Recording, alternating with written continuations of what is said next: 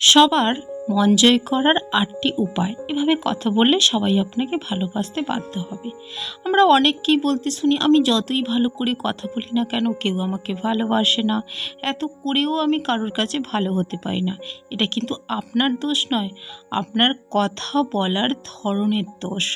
তাই আজকের আমি ভিডিওতে আলোচনা করব কিভাবে গুছিয়ে কথা বললে তুমি সবার কাছে ভালো হতে পারবে। তাই ভিডিওটি পুরোপুরি দেখার অনুরোধ রইল। ভিডিওতে থাকা কোনো না কোনো কথা আপনার কাজে লাগবে, সে সম্পর্কে আমি নিশ্চিত। অনেকেই মনে করেন কথা বলা এমন কি কঠিন কাজ। প্রমিত উচ্চারণে সুন্দরভাবে গুছিয়ে কথা বলতে অনেকেই পারে না। সেটা পারে না বলেই তার অনেক গুণ থাকা সত্ত্বেও নিজেকে প্রকাশ করতে পারে না। কথা বলা কিন্তু একটা শিল্প, তাই মানুষের কাছে প্রিয় হয়ে উঠতে গেলে এই গুণগুলো থাকা একান্ত প্রয়োজন এবং সেটা অত্যন্ত জরুরিও বটে। নাম্বার 1, প্রমিত উচ্চারণ করে মুচকি হেসে কথা বলতে হবে। কারণ আপনি যতই সুন্দর করে কথা বলুন না কেন, যদি তার উচ্চারণ সঠিক না হয় আর আপনার মুখে মিষ্টতা না থাকে, তাহলে আপনি কখনোই সবার কাছে ভালো হয়ে উঠতে পারবেন না। কারণ আমরা সবাই জানি মুখে মনের আয়না। যখন কোনো মানুষের সঙ্গে কথা বলবেন, তার চোখের দিকে তাকিয়ে হাসি মুখে কথা বলুন। কথা বলার সময় হাতের অর্থাৎ বডি ল্যাঙ্গুয়েজের উপর জোর দিতে হবে।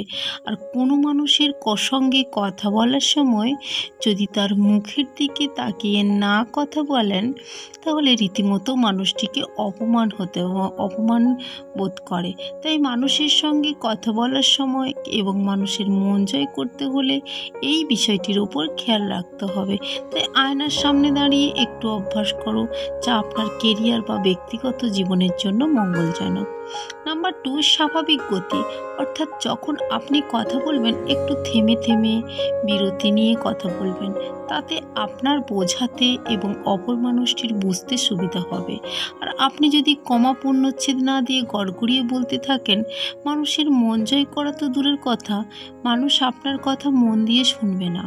আর যদি আপনি কোনো মানুষের সম্বন্ধে কথা বলেন, তাহলে তার সম্বন্ধে ভালো কথা, তার পছন্দ অপছন্দের কথা, এই সব বিষয়ে খেয়াল রাখতে হবে। তাহলে উনি যেমন খুশি হবে আর আপনারও মঙ্গল হবে। নাম্বার 3, মুদ্রা দোষ দূর করা। অর্থাৎ প্রত্যেকটি মানুষের কিছু না কিছু মুদ্রা দোষ থাকে, যেমন কথায় কথায় রেগে যাওয়া, মানুষকে অপমান করা, কথা বলতে গিয়ে উ করা ইত্যাদি। এই অভ্যাসগুলো ত্যাগ করতে হবে। যদি নিজে না জানেন, কেউ বিষয়গুলি ধরিয়ে দিলে সেটা যত তাড়াতাড়ি সম্ভব ত্যাগ করুন। তাতে আপনার মঙ্গল। মানুষের মন জয় করার ক্ষেত্রে সুন্দর করে গুছিয়ে কথা বলার ক্ষেত্রে অত্যন্ত গুরুত্বপূর্ণ।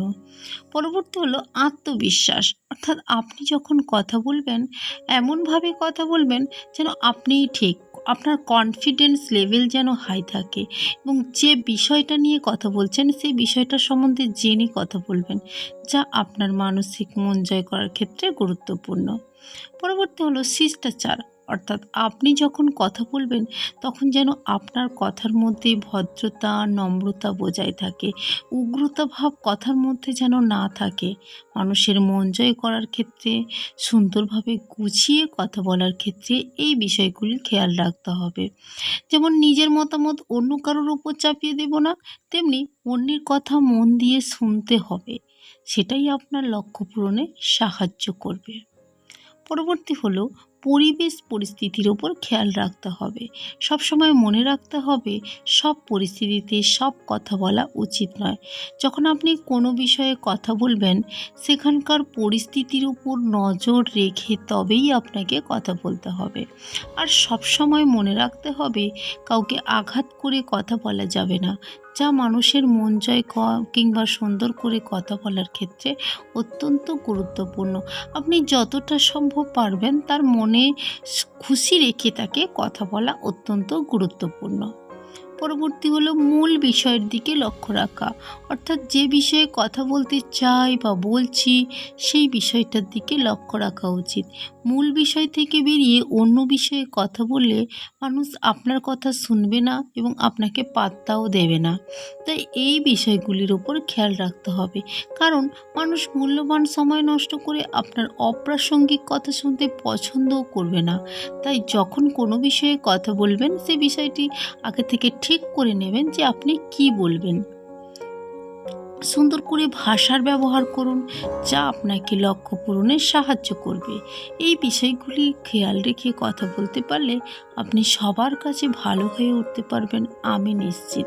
আর যদি মনে হয় আমার ভিডিওটি আপনার কোনো কাজে লেগেছে বা কাজে লাগতে পারে, তাহলে please please please like, comment and subscribe এবং বন্ধুদের সঙ্গে শেয়ার করতে ভুলবেন না।